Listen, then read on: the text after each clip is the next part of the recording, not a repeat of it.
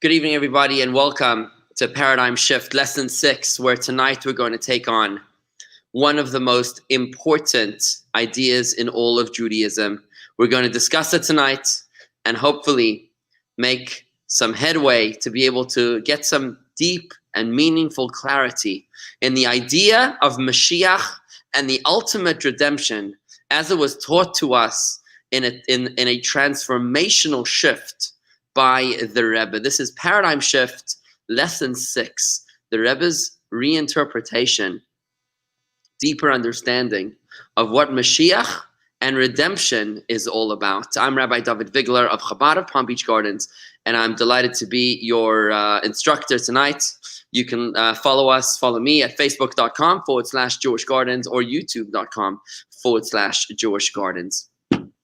In the previous 5 lessons, we have tackled 5 profound paradigm shifts, and it has been a lot of fun to be able to reinterpret and re-understand fundamental ideas about the universe, about ourselves, about the Torah, about leadership, religion, and even about failure in the previous session. But tonight, we're going to be experiencing the paradigm shift of all paradigm shifts as we take on the most important idea in all of Judaism.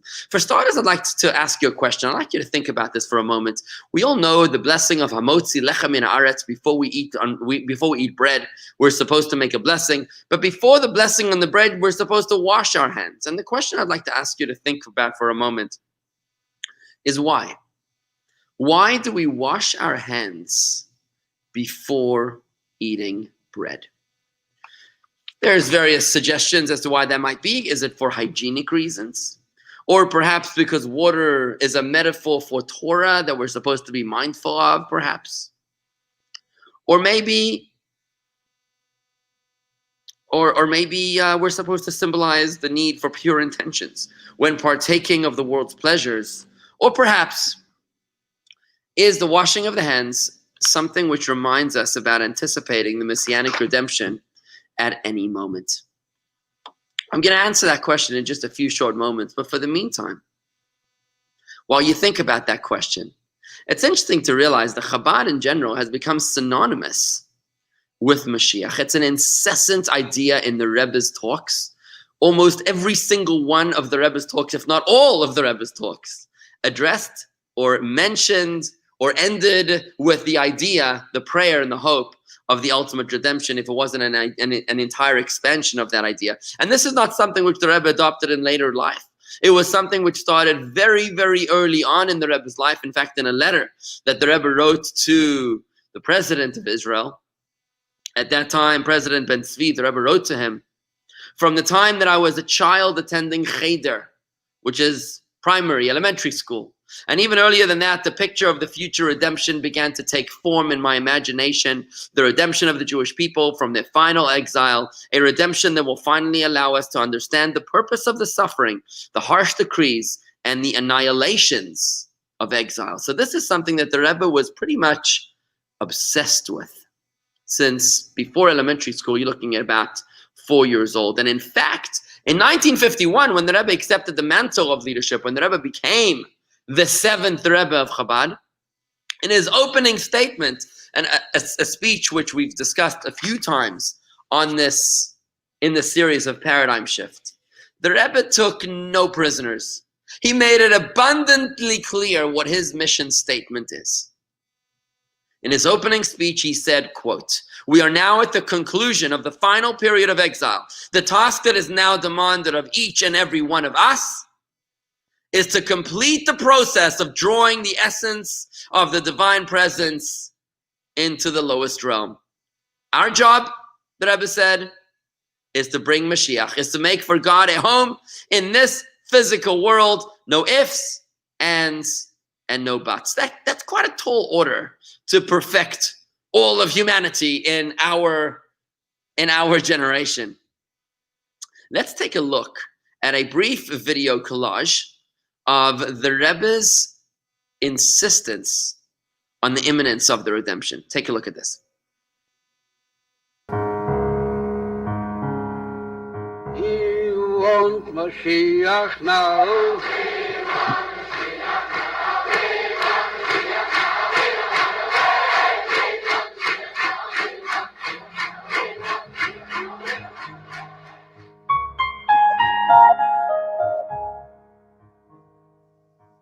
Der Ragachover Tiny, der Linien von Binyan Beis Hamikdash, und Churban Beis Hamikdash, Churban Beis Hamikdash, das Adover Nimsha. Es ist nicht der Pshat, dass der Beis Hamikdash Chorb geworden mit Karge 2000 Jahre zurück. Und von dem hat man an Navelis Yeshora. Bei der Pfarrer kommt Tischebach und die 3 Wochen bei Kajitze bei der Bechol Jem. Sagt man, dass Zene in Einu mit Mispala Legiula Bechula. Aber Sache, was hat getroffen mit Herrscher 1900 Jahren zurück, sagt nein. Aber der Chid, der Churban Beis Hamikdash, ist das Bechol Jem wa Jem, bemele davon verstandig, was es darf sein, der Geschrei, ad Mose Bechol Jem wa Jem. Und sagt dass sogar befähigt in Jerusalem. Das steht in Jerusalem, der Kol Mi, Shele Nivna Beis Hamikdash Bismane, ist Kilo Chore Beis Hamikdash Bismane. Durchgegangen 1900 Jahre, mit noch Jahren Lachlise. Wie bald aber Jem Chamishi Pasche Pinchas, und schon lachrit vieles Meire. Der Lein Nivna Beis Hamikdash darf im Wissen sein, dass es darf sein, der Geschrei, auf der Geyulo, Kilo Chore bei Jem Chamishi Pasche Pinchas. Und wie bald als ihn am Nächten geschrien hat Mose, und neben Nächten geschrien hat Mose, und Kola Yom Shelifni sei geschrien hat Mose. Danach Rachman al-Islam, Chore Beis Hamikdash, heint in der Früh oder heint bei Tag, ist davon verstandig, was es darf sein, der Geschrei hat Mose Yitzre. Bekommen es nicht ein von Abschätzung, dass Allah in Teire, als in Teire steht, nicht oder nie mehr bis am Mikdash beyond. Ist Kilo, Kach, Kach. Stellt man sich vor, Bischaas, was Nisra Beis Hamikdash, und dabei steht da Jid, was ist ein harter Ried, ein steiner Ried mit der Lego Erde. Und seht, was ist der Chore Beis Hamikdash beyond. Wollte also gekehrt der Welt. Sagt Teiras Hemes und Teiras Chaim, ihr Roba Chaim, kehre Welt heim.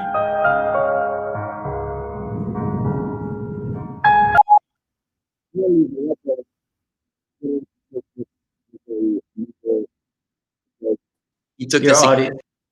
Oh boy, my audio has it better now? Better now, yeah. Great, thank you.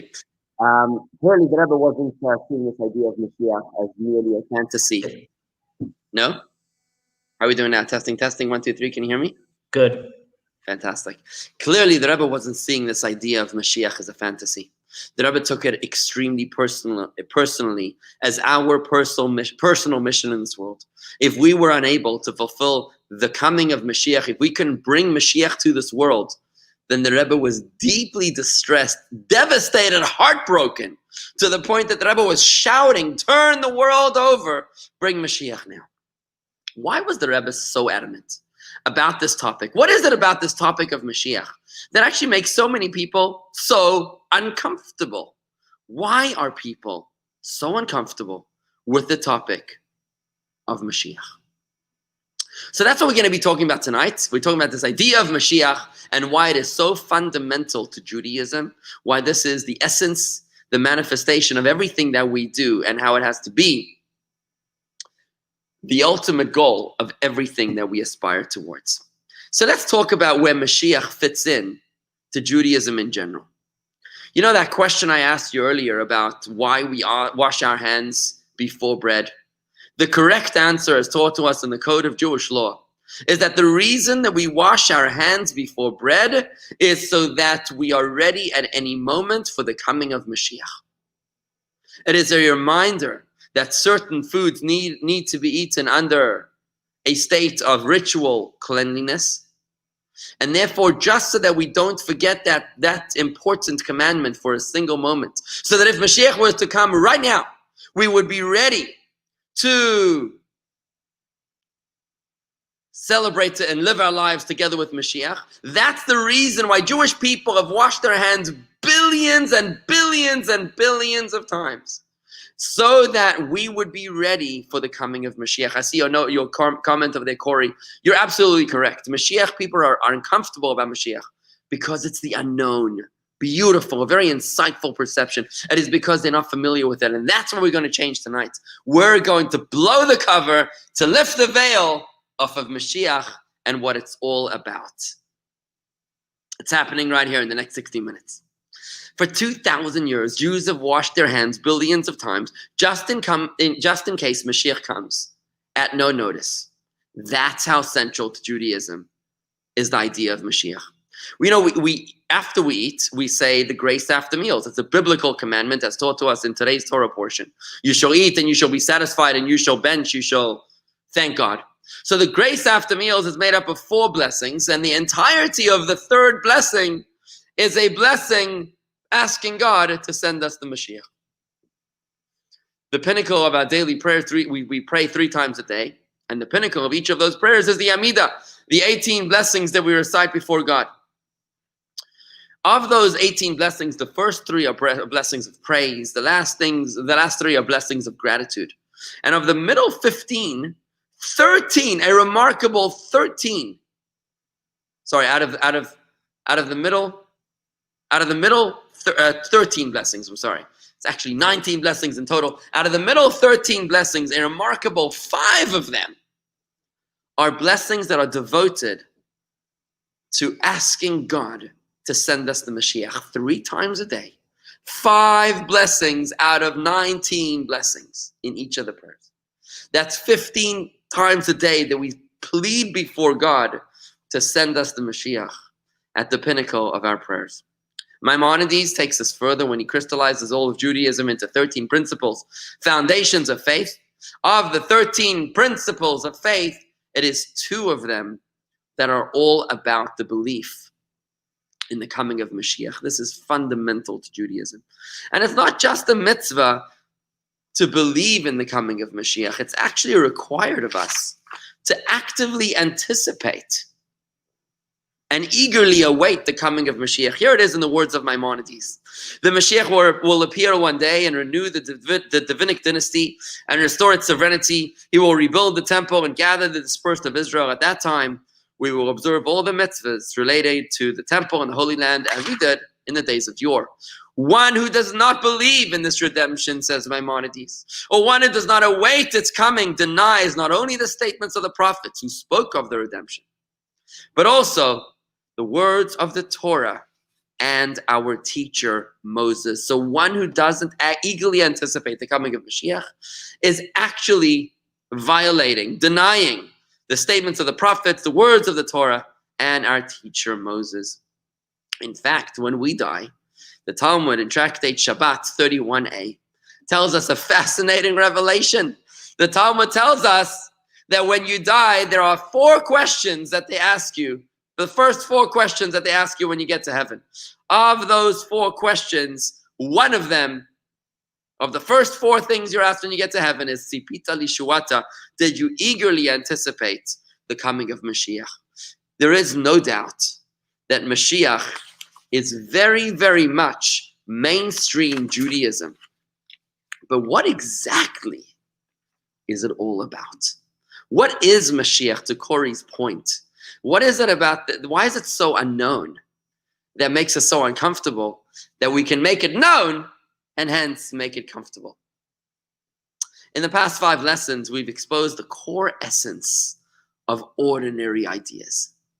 We've taken an idea like the world and exposed it as a garden of God instead of a chaotic jungle.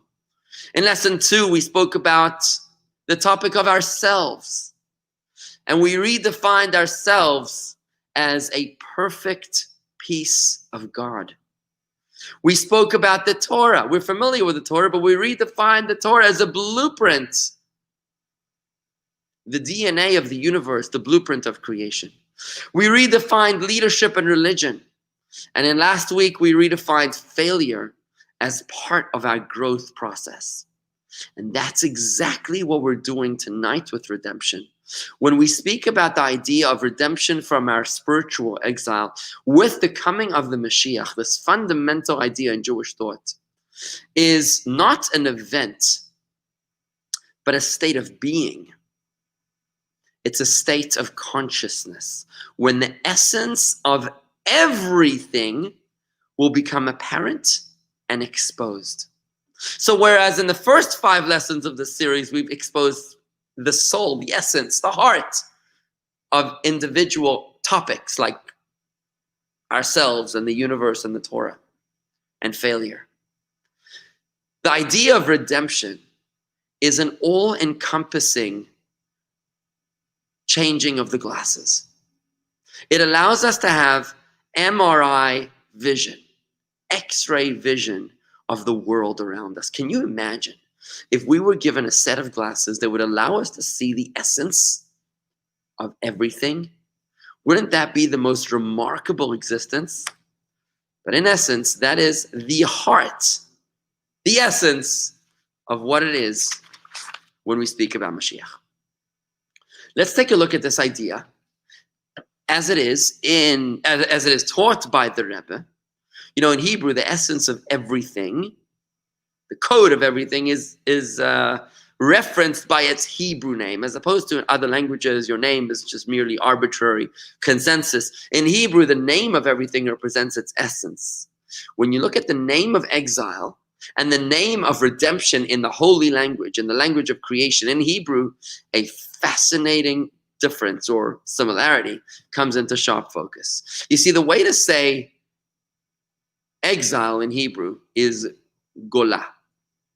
Gimel, Vav, Lamed, Hey. Gola, Gimel, Vav, Lamed, Hey, or in English, G-O-L-A. Gola. And how do you say redemption in Hebrew? Geula. Geula, which is exactly the same letters, Gimel, Vav, Lamed, Hey, with an aleph in between. Geula. G-E-U-L-A-H. They're pretty much identical words. The aleph is almost a silent letter. Gola, exile, and Geula, redemption, are separated merely by an aleph, the first letter of the alphabet. The meaning of this discrepancy is what really holds the key for us to understand what Mashiach and redemption is all about. It's about introducing the aleph into the world that we already know, the world that we already inhabit and love. I see that Corey posted the Hebrew letters for Gola and Geula. Thank you very much, Corey, here on our chat feed. Let's take a look. Now, what's the aleph that's being introduced into Mashiach, into the redemption? The aleph is the first letter of the Hebrew alphabet, and it has the numerical value of 1. Aleph represents the master of the universe, God who is one. Let's take a look at this idea as it is taught by the Rebbe. Redemption does not, this is a talk by the Rebbe in 1991. Redemption does not imply a departure from our current state, from our lives, our routines, and our world. To the contrary, the definition of redemption is that the very entity that was previously in a state of exile is not nullified, God forbid, but redeemed. All the positive elements that are part of our current reality will remain intact. Only their exilic condition, their exile condition, will be eliminated. The concealment of each entity's true nature will be removed. It's like a bris, which removes the foreskin. It removes the covering that prevents us from being able to see all that's out there. We know that as human beings, we can only see a very limited spectrum of what's able to be seen. We don't see gamma rays and microwaves and cellular waves and all sorts of other waves. We only see a very limited spectrum of that which is able to be seen. When Mashiach comes, our vision will be enlightened, will be expanded for us to be able to truly see what's going on. And here how the Rebbe continues. This explains why the word redemption, Geula, includes within itself the word exile, Gola, with the added letter aleph. Redemption will not do away with exile and our efforts therein. To the contrary, Redemption's characteristic is that it lifts up and redeems the entire state of exile and transforms exile itself into redemption. This is done by removing all of exile's concealments and everything that obscures each thing's true nature and purpose, and revealing within everything the Aleph, which alludes to the master Aluf of the world. When we reveal the master of the world in each thing, that is the purpose for which God created it, then from exile itself, redemption emerges. We're finally gaining the most beautiful clarity as to what Mashiach and redemption is all about. There is no change. In the Christian concept of redemption, it's Armageddon, it's apocalypse, it's the end of the world, it's destruction, it's a horrible war. That is not the idea of redemption in Jewish thought. This is our paradigm shift tonight. Redemption is the world the way we know and the way we love and the way we are accustomed to. Just with the lights turned on, imagine when you realize that everything that you were doing was in black and white, and now suddenly you can see color. Imagine that when you realize that when Mashiach comes, suddenly you can see the hand and the presence of God within everything that is all around you. That is the higher consciousness, which is the era of Mashiach. It is a time when we are simply able to perceive. In the words of Isaiah, the glory of God will be revealed, and all fleshly eyes will see that God has spoken. We will simply see the hand of God in everything, as opposed to this world where we have right now a shallow perspective of reality. We only see the physical creation. We don't see its soul. When Mashiach comes, we'll be able to see the essence, the godly heartbeat within everything. Just like in the Middle Ages and the Dark Ages, people thought that what you see is what you get. You looked at another human being and you see a body and that's it. But it was later on when somebody discovered Röntgen, discovered the X-ray, and he was able to see what lies beneath, and the entire science of subatomic particles. And the science of nanotechnology is what allows us to see that which is literally under our noses. It's the entire universe that lives within everything that we think that we see. And that has opened our eyes and our minds to so many beautiful and brilliant developments and technologies and ideas. So too, with the coming of Mashiach, we'll be able to see the essence, the inside, the heart, the soul of everything. Redemption, therefore, is not a consolation prize for sticking with God, for staying Jewish for 3,000 years. It's actually a cumulative benefit from all of our efforts. Each and every time that we do a mitzvah, we're sanctifying, we're illuminating an object. We're taking the glass of water, we're taking the parchment on the doorpost, we're taking the money that we earned, and each time that we use it for a mitzvah, we're shining some light into that physical object until we reach Malcolm Gladwell's tipping point. The point when the lights are turned on, when reality, true reality is unveiled, that is the hand of God revealed within everything. When the curtain, the veil of Mother Nature is lifted, and we're able to see the hand of God behind every nuance, every detail, and every encounter and coincidence within the universe. This is actually what we say before the grace after meals. We sing a psalm of King David. I think it's Psalm 126, I'm sorry. King David says in the book of Psalms, and we sing this, and we say, a song of ascent. When God returns the exiles to Zion, we will realize that we had been like dreamers. When Mashiach comes, we will realize that until now we were sleeping, and now we are awake. You see, it's not that when we talk about Mashiach, we're saying then will be a dream time. No. Then will be reality. Now we're in a dream. It's only when Mashiach comes that we will realize that up until this point, we were actually dreaming. You know when you're dreaming something, while you're dreaming it, you don't realize that you're dreaming. It's only when you wake up, you pinch yourself, you're like, oh, thank God I'm awake. Thank God that nightmare wasn't actually real. Dreams make little sense. You can dream the most crazy impossibilities of an elephant on a surfboard in your backyard on the roof. And it doesn't really have to make sense. Dreams are just ridiculous. That's what's happening in exile. Exile is an unnatural existence. It's a state of godly concealment. It's a state of cognitive dissonance. It's like a dream. And redemption, geula, is the lights being turned on. It's being woken up to reality. It's a state of clear consciousness. It's the state of being awake. You know, when Martin Luther King spoke about I have a dream,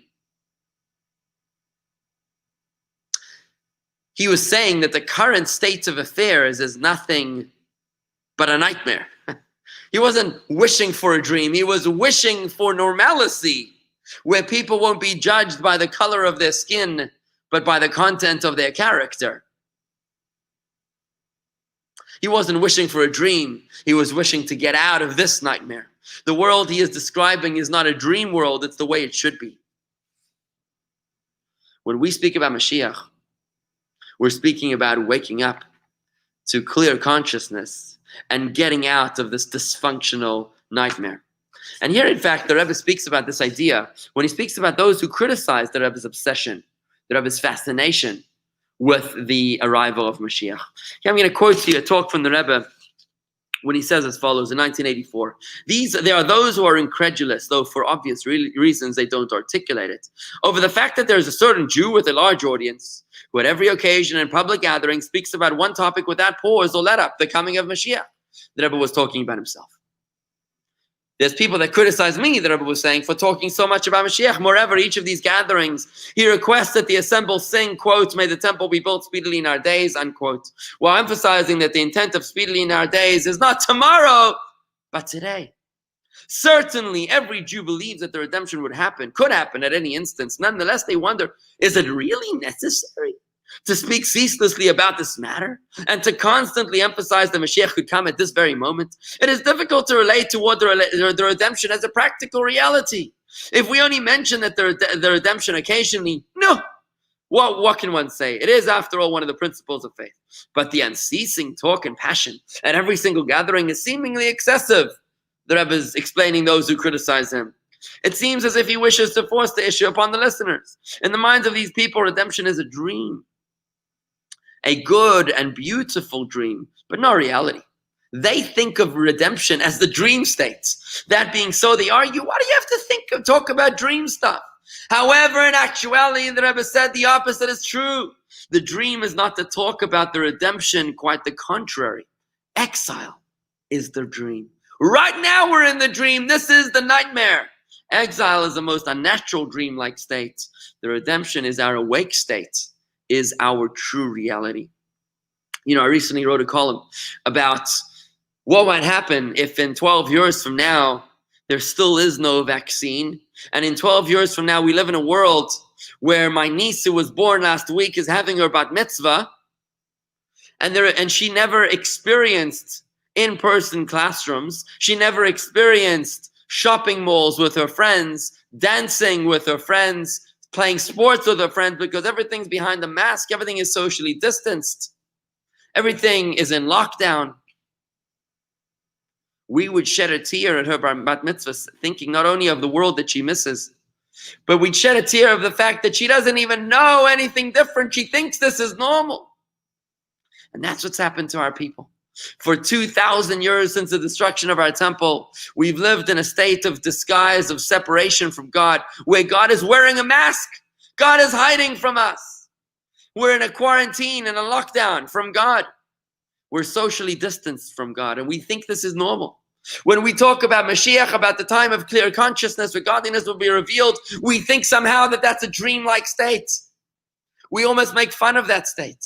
But in reality, right now, we're in the unnatural state. Right now, we're in exile. Right now, we're separated from our God, from our lover in heaven.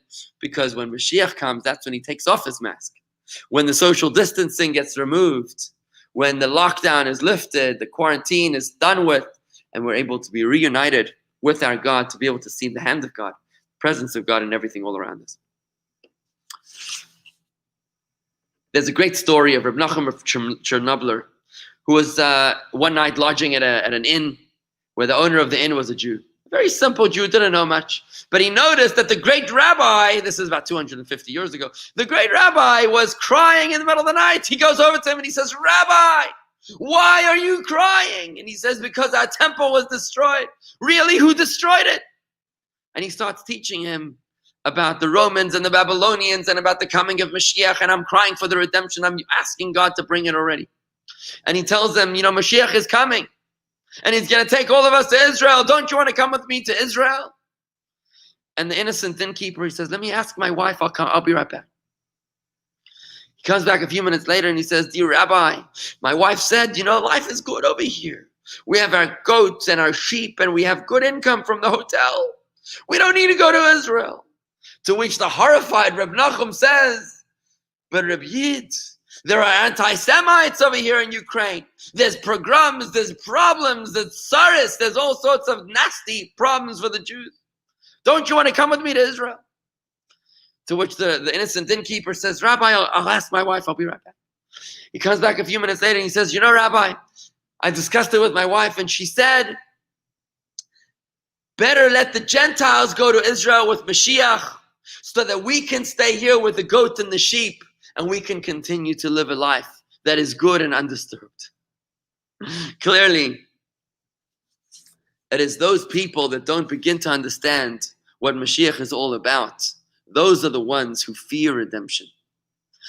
Redemption, the coming of Mashiach, is nothing new at all. As we learned in the etymology of the two words, exile and redemption, gola and geula, with the difference only being the aleph. Mashiach doesn't change a single thing about the world the way we know it. It's merely a flicking on of the lights with the world the way we know it.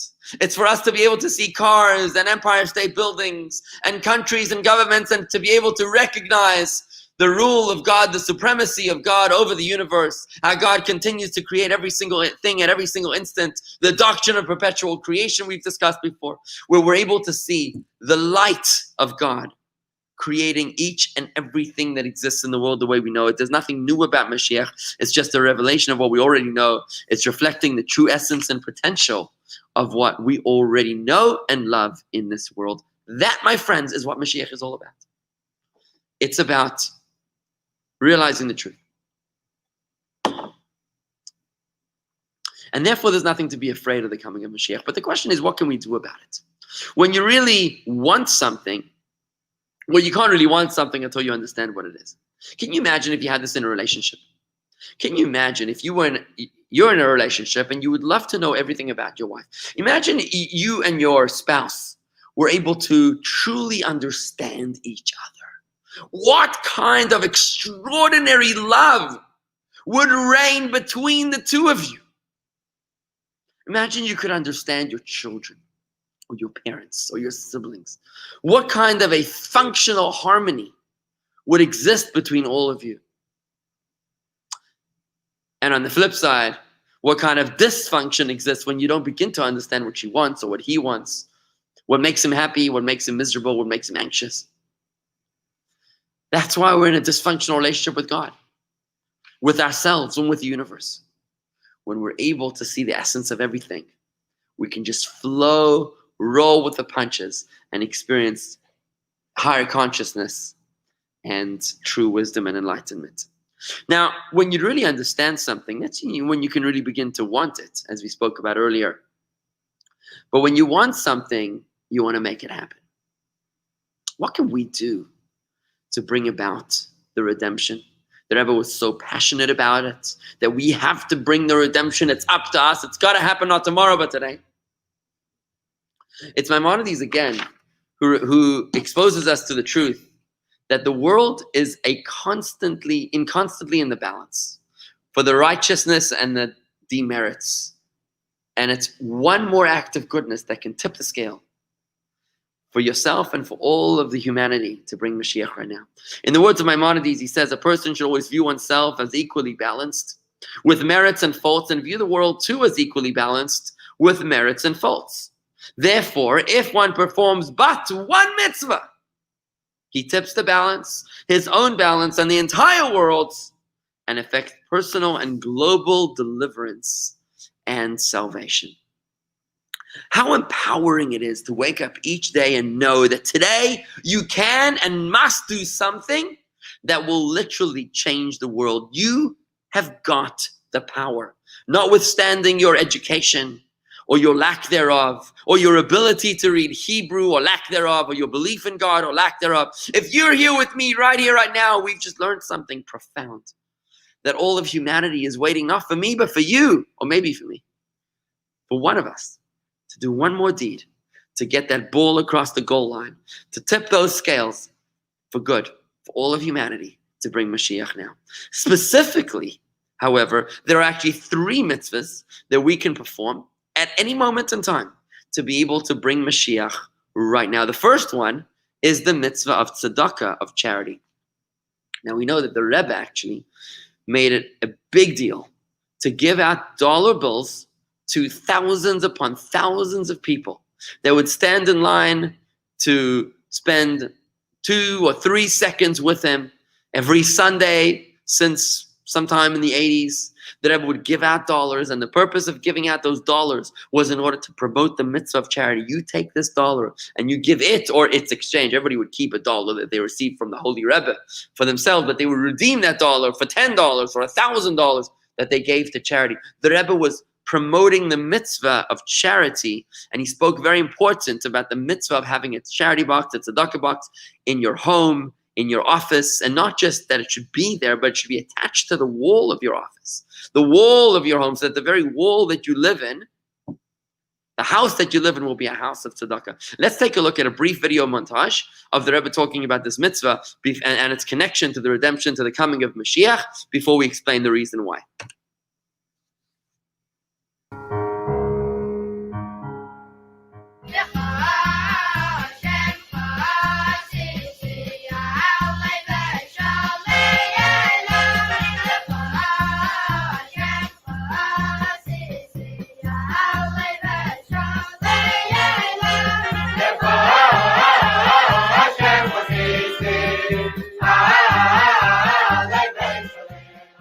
Dr. Samuel Rapperson from Cornell. The blessings have helped my patients very much in the past, and I hope that his 120 can be able to continue to do this for the rest of his life. It's a very good idea to make an innovation that having a doctor had a doctor push.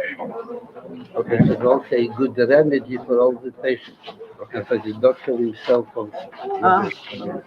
Much blessed. Thank you. Então nós vamos de meio da play e pela beta troca.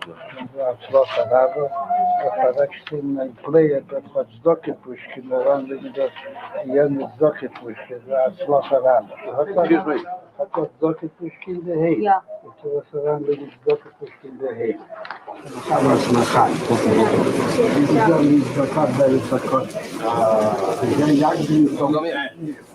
וזה יגדים בירס המשיח, ככוס בגמרא, מזרזת את המשיח לבוא בהגד. That is what we have a charity box. So the good thing to have a charity box in every institution. Yes. And if I can start it, I'll be happy to start by my dollar. What a bank, what a action of docket push. In the bank.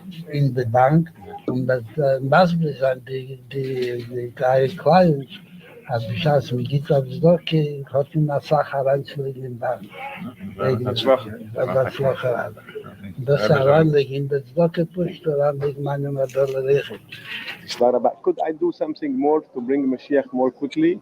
Well, could I do something more? To increase your donation to Sadaka, but to influence all your friends, they'll give at least 10%. And if possible 20%, I'll be very happy. That's at least 10%. Thank you very much. My sister.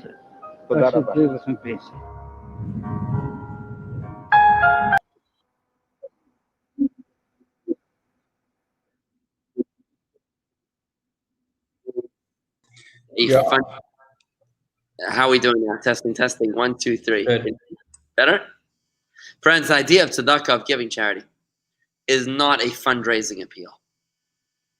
It is an extraordinary opportunity to be able to bring Mashiach. If we did not have the ability to give tzedakah, we'd be missing a vital tool which hastens the redemption, and I'll explain to you why that is. You see, money is something that we earn with every fiber of our being. In order to make money, you gotta sweat, you gotta toil, you gotta work hard, you gotta think, you gotta evaluate, you gotta ready, aim, and fire. You gotta really work hard to make money. When we take the money that we make, something we invested our heart and soul into, and now we give some of that to charity. And the Rebbe said specifically, a bare bones minimum of 10% of your earnings and up to 20%. When we give that kind of money to tzedakah, what we're doing is that we're saying that this money was earned in partnership with my other partner, with God. Hashem is my partner.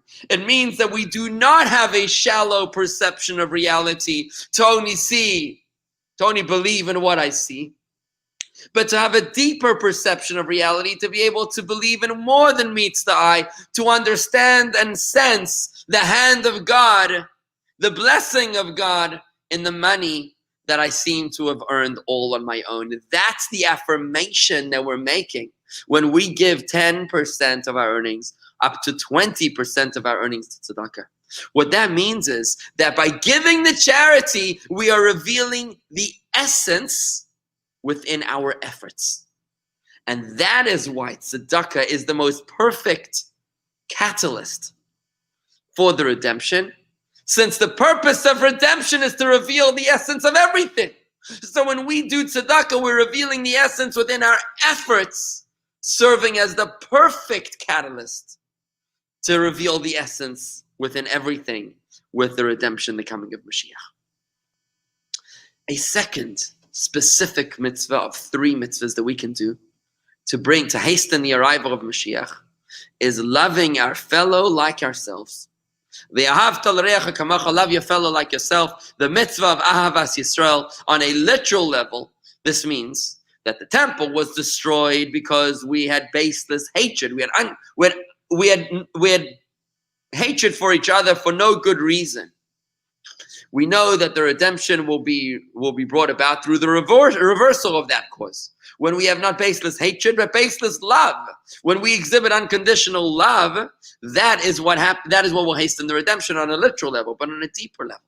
Tonight that we've experienced our paradigm shift, realizing that Mashiach is the world the way we know it, with the lights turned on, with the revelation of the hand of God within everything, we realize that when we love our fellow Jew like ourselves, what have we done? We're exercising the paradigm shift that we learned in lesson 2 of the series.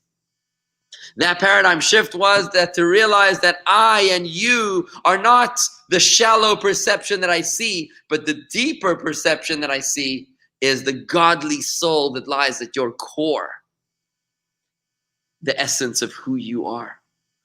The only way I can truly love someone else like myself is realizing that that someone else is myself, because I am a piece of God and you, in your essence, are also a piece of God. It's only when I look deep into your essence that I'm able to love you like myself, because I realize that you are myself.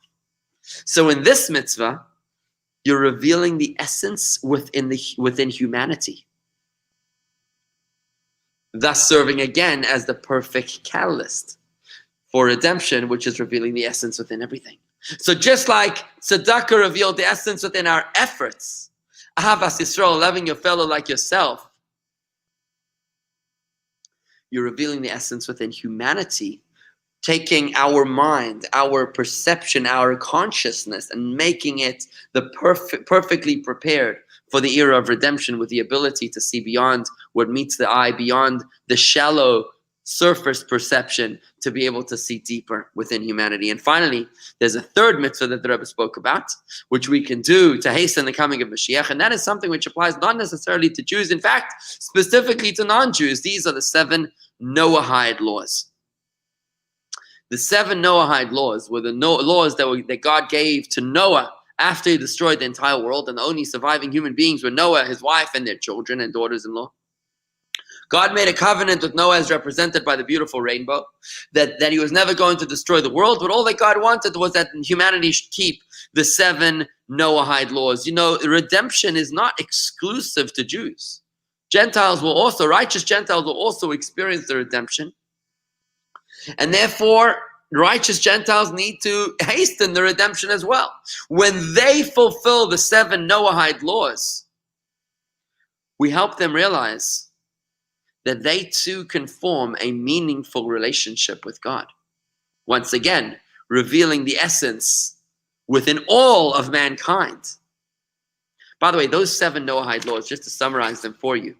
Number 1, to acknowledge that there is only one God, no serving idols. Number 2, to respect the Creator, not to curse God. Number 3, no murder. Number 4, no adultery. Number 5, no stealing. Number 6, not causing unnecessary suffering to animals. And number 7, to maintain and institute a system of law and courts. Those are the 7 Noahide laws. When the Gentiles keep the Noahide laws, they're revealing the fact that every human being is able to have a relationship with God. You don't need to be a Jew in order to be redeemed, in order to experience redemption, revealing the essence within all of mankind. And those are the 3 mitzvahs that the Rebbe spoke about. Sadaka reveals the essence within our efforts. Loving a fellow Jew like yourself reveals the essence within humanity. And the 7 Noahide laws reveal the essence within all of mankind, to be able to hasten an era of redemption, which reveals to us the essence of everything, in the words of Isaiah, to literally see the hand of God, the work of God, the divine energy inside, the electric energy of God within every single thing that exists. Now, we've learned about what the redemption means. And we've learned about how we can hasten the redemption, but something even more exciting than that is that the Rebbe revealed to us that the redemption is happening in front of our eyes. The world is changing in front of our eyes. It is imminent. It is happening at any moment. By the way, if you have any relevant questions or comments, please do post them. I would comment on them. If they're not so relevant, I'm not going to go off topic. But if they are relevant to the concept of Mashiach and redemption, I would be happy to address them. So why is Mashiach so imminent? Let's take a look at this brief video encounter that the Rebbe had with a representative from CNN and the New York Times. Take a look at this video.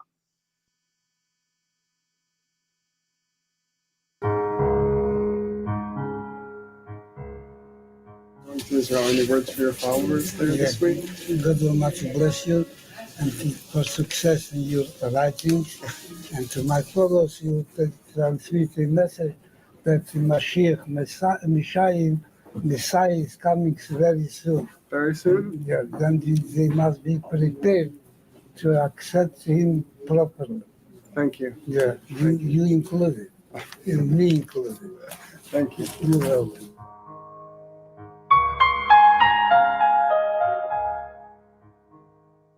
Can you tell us the message you have for the world about Mashiach, the message you have for the whole world about the Mashiach? It was printed in all the press of all the countries. The Mashiach is ready to come now. It is only from our part to do something additional in the realm of goodness and kindness. So people should be doing goodness and kindness for him to come. At least for more than Mashiach will come immediately. That's what gives to charity, the double portion of charity. Thank you, Rabbi. You're very kind. Thank you.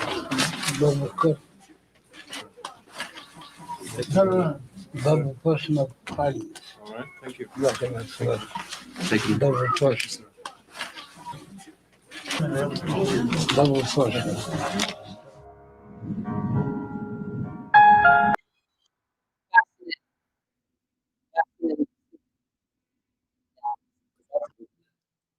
Was effectively telling the world on CNN and the New York Times, Mashiach is happening right now. And the question is why? What is it about now that is so much more imminent than it was 100 years ago or 500 years ago? What's special about what's going on today? You know, the Zohar tells us something fascinating. The Zohar, which is the book of the Kabbalah, given to Moses in Mount Sinai and written about 2,000 years ago, was written down from an oral tradition by the sages during the Roman era. The Zohar tells us as follows, that because, this is a quote from the Kabbalah from the Zohar, because Israel in the future will taste from the tree of life, which is this very book of splendor, the Zohar, they will be redeemed with compassion from exile. The Rebbe spoke about the fact that when the Zohar was published,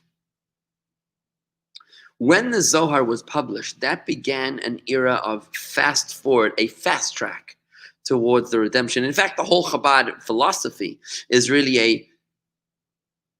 a down-to-earth application of the teachings, of the abstract teachings of the Zohar, of the Kabbalah.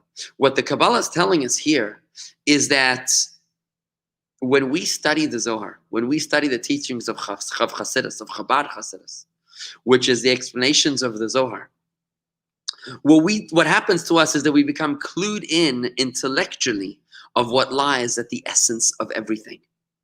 That is what Chabad Hasidic philosophy does, just like the concept of this entire course of paradigm shift has been to explain the essence of humanity, the essence of the world, of Torah and of failure, of leadership and of religion. Hasidus and Kabbalah teaches us the soul of everything intellectually. And that's why it serves as the perfect harbinger of the redemption.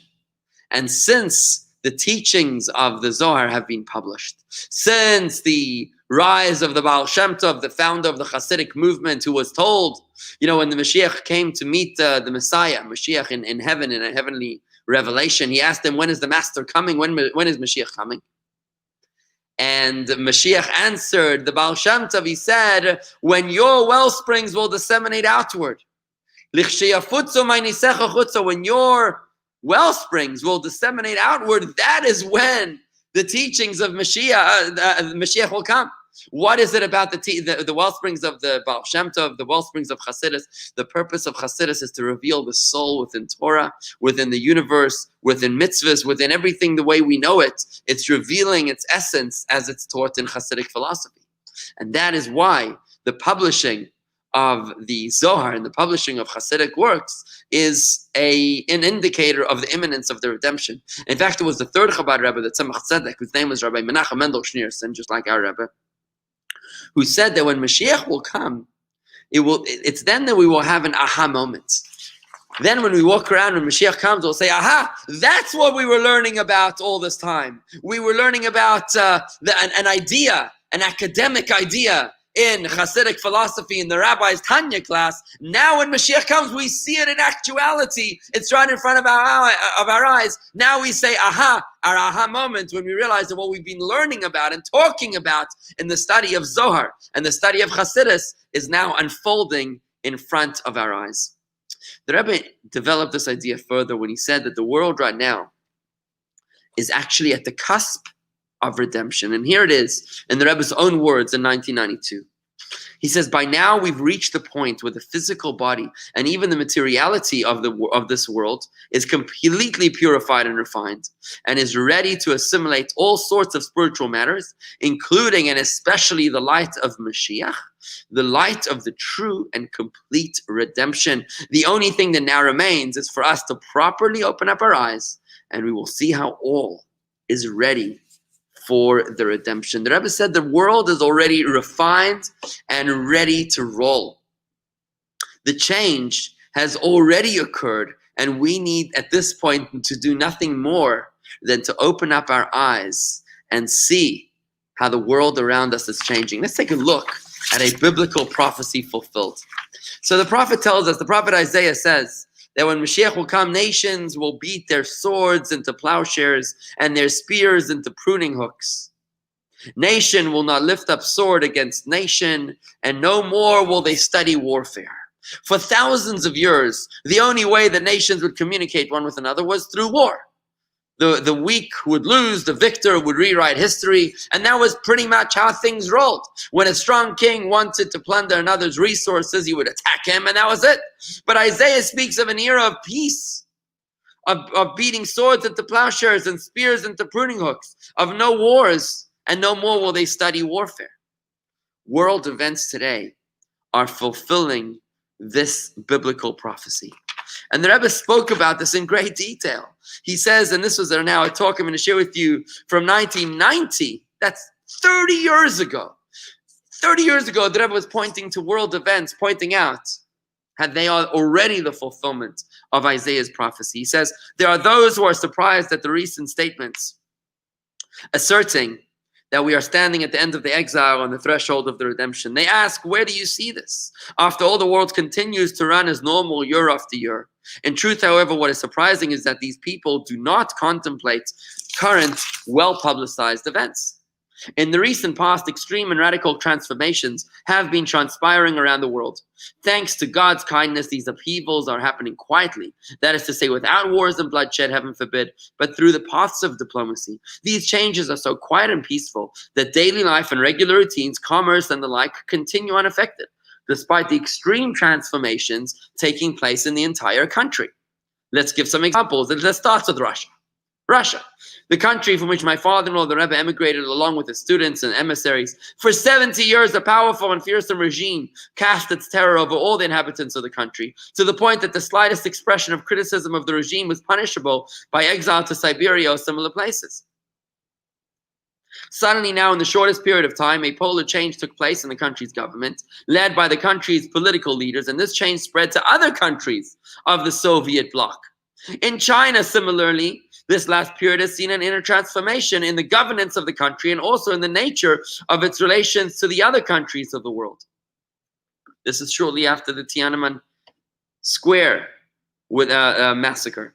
Also in India, in a relatively short span of time, a government that held sway for a long time was rejected in favor of a new one. There were similar extreme changeovers in several other countries around the world. I'm from South Africa, and I remember in 1990 we experienced the peaceful revolution with not a single drop of blood, where the oppressed blacks were freed. They were freed from apartheid. It was an unbelievable revolution that was a peaceful revolution. These are countries with enormous populations, governments, and regimes that rule over billions of people all over the world, a majority of the world's population.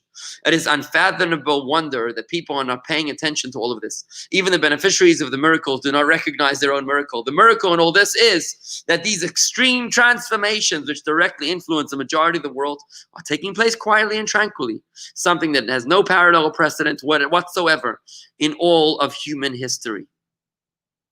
This, my friends, is the fulfillment of the prophecy of Isaiah. On Friday, January 31st, 1992, the United Nations Security Council met to discuss new world orders in a post-Cold War world. They had plans for disarmament, global peace, and mutual aid, and the Rebbe spoke again about the significance of that event. It used to be taken for granted that the toughest king grabs the spoils, but today, that same toughest king would be sent to the Hague in Holland. A new world order is unfolding, and it's so exciting to realize how all of that is unfolding in front of our eyes. I see Andy's asking a question. Haven't we moved in the wrong direction since the 1990 moment that the Rebbe noted? So, Andy, I don't think that we've moved backward. I think the world is absolutely moving towards peace and harmony. Today to have nuclear power is considered a real problem, and everybody wants to have peace. Now, what happens is that when it used to be that the evil and the good was mixed all over the place. There was always good and evil mixed together, but as the evil is being snuffed out, as it's being suffocated, the evil is being separated from the good, and it's being isolated into pockets, where you have Al-Qaeda, where you have jihad, where you have a nuclear Iran, or maybe a North Korea. You have pockets of evil. Those pockets of evil are now separate from the rest of humanity, which genuinely wants peace. You have world powers today that are all talking about how nobody should have weapons of mass destruction. Yes, you have rogue nations and you have rogue militias that are trying to curb the system, but that's because they've been snuffed out. They're breaking off like a little iceberg, breaking off onto itself before it melts and dissolves entirely into the ice. So that too, Andy, is a manifestation of the biblical prophecy of Isaiah. You don't just go cold turkey, but you work towards it slowly. And you think about this world that we live in, how the world is working so hard to keep Iran away from having a nuclear weapon. Question is how successful they're being. That's a different story. And maybe Mashiach will need to deal with that. But the fact that the world, the entire world, all the leaders of the free world are so concerned about no one else having weapons of mass destruction, that's a very powerful point. Which is the suffocation and the snuffing out of the last vestige of evil. Just like, when somebody's dying, they get weaker and weaker and weaker. And at the last moment, they strengthen up like a candle that's burning out, and then eventually they die. And when, Corey, your point, you say the Jews are guilty of baseless hatred of one another, we're not improving in this area at all. Once again, I disagree with you. I think that the Jewish communities are learning to get along with each other in an extraordinary fashion. We're getting along with each other today better than we ever were getting along before. No, we have our differences, we have our disagreements, and that's normal. But we're definitely communicating, we're doing well. And if there are people that are not getting along with each other, if there are people that are exhibiting baseless hatred, well, they better get their act together, or they'll get run over by this bulldozer, which is the coming of Mashiach. Another biblical prophecy fulfilled, which I want to share with you, is maybe just one more I'll share with you here, is another one from Maimonides. Listen to what Maimonides says. During the Messianic era, there will be neither famine nor war, neither envy nor competition. For all that is good will flow in abundance, and all delights will be freely available as dust. The occupation of the entire world will be solely to know God, as it says, the world will be filled with the knowledge of God as the waters cover the ocean bed, Isaiah 11:9. So there's a lot of ideas that Maimonides mentions here about the coming of Mashiach. He says, neither famine nor war, no envy, no competition. All that is good will flow in abundance, and all delights will be freely available as dust. The occupation of the entire world will be solely to know God, as it says, the world will be filled with the knowledge of God as the water covers the ocean bed. Let's take a look as to how much of these ideas are actually being fulfilled today in an unprecedented fashion, in a way that was unthinkable even 30 years ago. Even in 1990, these ideas were unthinkable. Let's take a look. For starters, let's take a look at poverty. There'll be no famine, no war, no envy, no competition. So apparently Bill Gates, the world's richest man, has recently declared that by 2035, no nation will be as poor as any of the 35 that the World Bank now classifies as low income, even adjusting for inflation. Bill Gates said that the facts are on the side of the optimists. It's actually dangerous that people are focusing on the bad news and not seeing the progress we've made. It means that they don't look at the best practices. It makes them less generous. Almost all countries will be what are now called lower middle income or richer by 2035, said Gates in the letter. They will learn from the most productive neighbors and benefit from innovations such as new vaccines, better seeds, and digital revolution. He said, the belief that the world is getting worse, that we cannot solve extreme poverty and disease, isn't just mistaken, it's actually harmful. By almost any measure, the world is better, said Bill Gates, than it has ever been. In 2 decades, it will still be better. It will be better still. Headlines, in a way, are what mislead you, because bad news is a headline and gradual improvement is not, said Bill Gates in an interview. Today when somebody says there's nothing to eat at home, they mean that there's nothing ready to eat at home. 100 years ago, when somebody said there's nothing to eat at home, they meant that there's not a single morsel of consumable food in the kitchen, because the kitchen is bare. That's what they meant. Today, we are so much richer than our grandparents and great-grandparents could even think of being. Medicine today is unbelievable. We've defeated polio, smallpox, and the bubonic plague. We have longer life expectancies. Yes, we're struggling with this coronavirus thing. We're still struggling, and God willing, we'll find the vaccine.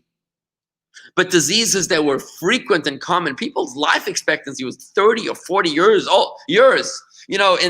until relatively recently. But today we live long lives, Baruch Hashem, well close to 100 years old, because medicine has taken us so far ahead. Let's talk about abundance that Maimonides was talking about. Our abundance has increased dramatically. Today we make much more money than our grandparents did when they first came to America in the 20th century. They worked all day, all night, 6 days a week they would work. It was almost impossible to keep Shabbos. Today we work less, we make more money, we have more vacation time. Our abundance are unbelievable in terms of supermarkets and Walmart. We have Amazon Prime Air, Amazon Prime Now. It's just unbelievable. Whatever you want, you can just get delivered. It's really extraordinary. In fact, I was at Walmart the other day, and they were saying that they were running out of supply because China, there's some sort of issues with China and the importing, so they were running low in supplies, and it's almost unthinkable for us to say that. What do you mean you're running out of supplies? 50 years ago, 100 years ago, that was totally normal. Today, everybody has cucumbers. Everybody has access to potatoes and to tomatoes, no matter what time of year. It used to be in the olden days. There was only certain parts of the world and only certain times of the year. But today we have everything all the time. The abundance is extraordinary. Let's talk about war for a moment. The United Nations Security Council. Okay, they're not exactly functional, but they try. They actively try to keep the world at peace. And today, 100% of Jews live in countries that allow them to be Jewish. That's something profound to think about. 100% of Jews today live in countries that allow them to be Jewish. That was very far from the case about 30 years ago. Before the fall of the Iron Curtain, you probably had a majority of Jews who were living in countries that were not allowing them to be Jewish. Today, it's all the rage to have civil rights and environmental rights and animal rights and everybody's rights. Everybody's got rights because it's all about peace, respect of other people. It's no longer about war. And when Maimonides tells us the occupation of the entire world will be solely to know God, the world will be filled with the knowledge of God like waters cover the ocean bed, think about what you're doing right now. The fact that you're studying Torah with me, transformational ideas of Chabad Hasidic philosophy, redefining our perception of reality of Mashiach, and that you're doing this from the comfort of your own home, maybe from your smartphone, maybe from your desktop, maybe from your laptop, maybe you're in bed, maybe you're on your porch, maybe you're on a couch, it doesn't matter. We literally have saturated the world with the knowledge of God in a way that in 1990, Andy, would have been absolutely unthinkable. We thought we were ahead of the curve in 1990 because we had telephones. I don't think we had cell phones back then. I mean, who thought of Facebook? Who thought of YouTube? Who thought of Google? Who thought of Apple, of iPhone? I think Apple existed, but no iPhone. I mean, to think about the extent that human beings have been able to communicate since 1990 has been extraordinary. We truly have flooded the world with the knowledge of God through internet, social media, satellite radio, WhatsApp. It's a veritable flood of knowledge. There's a joke about the university kid who comes into a library and he sees an encyclopedia. So he says, I can't believe it. Somebody printed out the whole internet. Right? Today, you wouldn't even know what a printed encyclopedia looks like. There's so much information, and it's freely available to anyone. At every moment, you can literally Google in the next 10 seconds any topic in anything about Judaism that you want, and you will more than likely find an idea, an answer to your question. You might need a rabbi to guide you through it, but that information is freely available there. It's on video, it's on audio, it's on podcast. It's long, it's short, it's well explained, it's poorly explained, it's written, it's in different languages. The world is flooded with the knowledge of God in a way that is absolutely unprecedented. Today's world is indeed unrecognizable to anyone who lived 150 years ago. Friends, I'd like to conclude as we've discussed tonight. We've redefined the idea of Mashiach, explained what we can do to bring Mashiach. Remember, the world is in a balanced scale. To remember the 3 mitzvahs we can do: Sadaka, loving your fellow like yourself, and the 7 Noahide Laws. We've spoken about the imminence of the redemption and how close the world is to the coming of Mashiach and the fulfillment of all these biblical prophecies. I'd like to conclude with a final call, the Rebbe's call to action, with this final brief video presentation.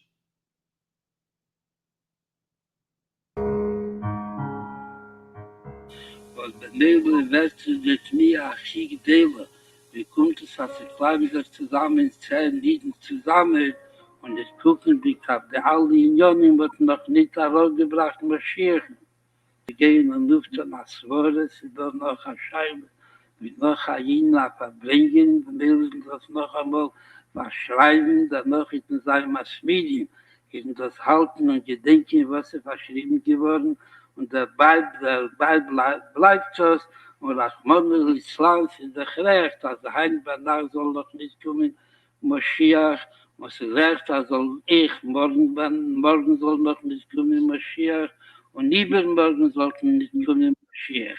Und es hat Freitag, und der Eistern soll schreien, Altmasse, und Hulu, einer wohl geschrien mit Anemes, wohl gemeint mit Anemes, ist eine sichere Sache, dass Mashiach wohl schon lange gekommen, zusammen mit der Gula Mitzvah schlimm. Was ich kann noch tun, du weiß ich nicht. Und alles, was ich getan, bis ist Hevel, Velorik, sie gar nicht ein Reise von mir geblieben in Golus. Und was noch mehr, wir ist geblieben mit der Gol in den Golus, bin ich wenn geht zu Avedes Hashem. Und kommt über Kama Pomin.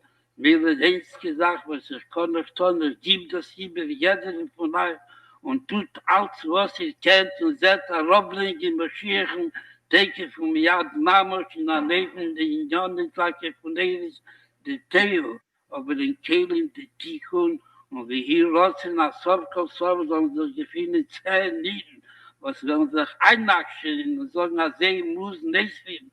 Bei den Nebensten ist unter damals das Amt Scheiere für, wie Salach, Venenu, Chatesenu, und Chaltonu, ist eine sichere Sache, der Nebensten wird heraufbringen, der Gula Amitis war schlimm und Decke von Yad Mamos, und auf eine Meise, was sich kann noch tun in den, aber zu gerne machen, jeden von nach Verschliech auf Sadaka, und wie hier rotzen, also ich habe und alles, was ich kenne, und ich kann nur haben, tut alles, was sie kennt, wie hier rotzen, also unser Gefühl zwischen euch, Alkoholpanel 1, 2, 3, was Allah nicht zu geben, was wir soll tun, und was wir soll tun, weil man soll echt finden, und soll sein, denke von mir, Mama, schon mit der Simcha, mit Tuvli, wo.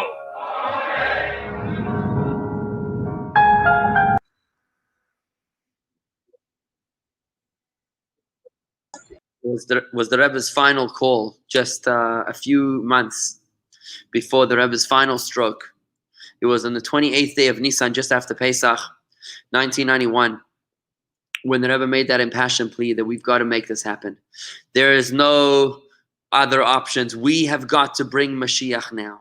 Now, acclimating to this isn't easy. We have to open our eyes. And yes, Andy, you have questions, and Corey, you have questions, and Susan, you have questions, and other people here have questions. We've got to open our eyes. We can argue with this idea, or we can open our eyes and try to see in the universe around us the fulfillment of these biblical prophecies, and how we can see the coming of Mashiach, the beginning of the coming of Mashiach through the fulfillment of these prophecies already. Now, it's not easy to open our eyes, but the Rebbe gave us a very practical piece of advice. He said like this in 1991, despite the buzz and excitement over the redemption during the recent period, it is apparently difficult to instill within ourselves the recognition and feeling that we are still standing on the threshold of the redemption. It is difficult to bring ourselves to the point where we live with Mashiach and redemption. My advice, therefore, is to study in the Torah the topics of Mashiach and redemption, for it is within the power of Torah, God's wisdom that transcends the world, to change human nature. The Torah's understanding in our minds changes how we behave. This is CBT, cognitive behavioral therapy. Change the way you think, you'll change the way you behave. Even if we feel ourselves to be, God forbid, outside the realm of redemption, as we have not yet left our internal exile. By studying what the Torah says on the topic, we will be elevated to a state of redemption. We will then begin to live with these ideas, and with the knowledge, recognition, and feeling that the redemption is imminent. This, my friends, is the takeaway advice. The Rebbe is telling us, I know it's hard, but learn about it. Study the subject of redemption in Torah. As we conclude tonight, the Paradigm Shift course. I encourage you to join me. Stick with me for another 5-week course on Mashiach and what it's all about. It's happening on our own Facebook page. That's facebook.com/Jewish Gardens, facebook.com/Jewish Gardens, and youtube.com/Jewish Gardens. That's youtube.com/Jewish Gardens, where we will be continuing to teach 5 more courses courtesy of the JLI on the topic of Mashiach and the redemption. I encourage you to go right now to youtube.com/Jewish Gardens and click on the red subscribe button with a little bell next to it, so you'll be notified of when the classes go live. And the same thing on Facebook. Go to facebook.com/Jewish Gardens and follow us and subscribe to us, so that you'll be able to be apprised and be aware of when the classes are being taught. When we change how we think, we change how we act. Remember, there is one advantage of a dream, and this is my closing thought. When you have a dream, you might be having a nightmare, but the advantage of a dream is that it can change in an instant. You can wake up from the dream at any moment in time, and the same thing is happening with Mashiach. Here the Rebbe explains in 1984, it is true at this moment we are yet in the darkness of exile. Nevertheless, because exile is a dream, in one moment the situation can change from one pole to the other. That is to say, we can wake up from this dream of exile and immediately enter true reality, the redemption. It can happen in the blink of an eye. Friends, it's been a true pleasure studying this course of Paradigm Shift with you. I truly enjoyed these 6 sessions of Paradigm Shift with you, and I thank you for your participation. I encourage you to please join me next week for the next 5 Thursday nights at 8 p.m. Thursday night, 8 p.m. It's the same time, but a slightly different place. It's facebook.com/Jewish Gardens. Please write that down. And youtube.com/Jewish Gardens, where you can follow us, you can subscribe to us, and you can continue the study to change the way we think, so we change the way that we behave. Knowledge is power. There's nothing more powerful than an educated Jew. And God forbid, there's nothing more dangerous than the opposite of that. I would love to hear from you. If you want to send me an email to rabbi@jewishgardens.com. That's rabbi@jewishgardens.com. We'd love to hear your thoughts, your feedback, your questions, your critique, your constructive criticism. Hopefully, send me an email to rabbi@jewishgardens.com. And those links, one more time, is facebook.com/Jewish Gardens and youtube.com/Jewish Gardens. I would like to thank my producer here from JLI's technical team. It's Yosef Egelstock. Thank you very, very much. Really appreciated working with you. It was a real pleasure. And once again, send me an email to rabbi@jewishgardens.com. I would love to hear from you. Thank you very, very much, everybody. Have a wonderful evening, and let's make a difference. Let's shine the light for which we were created, for which we were put onto this earth to make a difference. It's now or never. This is your moment to shine. Thank you.